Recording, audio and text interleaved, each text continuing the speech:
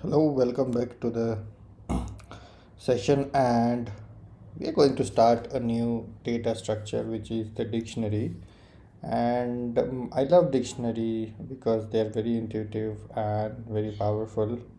So before moving into our discussion, I would like to discuss with you. Like, I think we already have seen a dictionary, or at least we know about dictionary. What is a dictionary? Like, we generally have a dictionary. Like, so I found this page on Google, and you see here, right? So it has a word, and then word has a meaning. So if I talk about gauge here, so measurement according to some standard or system.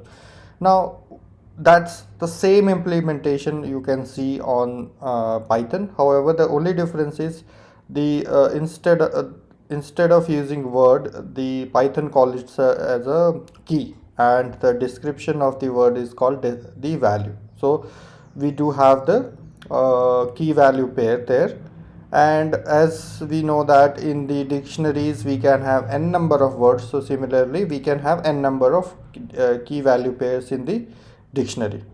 Okay, so that's an intuition about the dictionary I want to give you.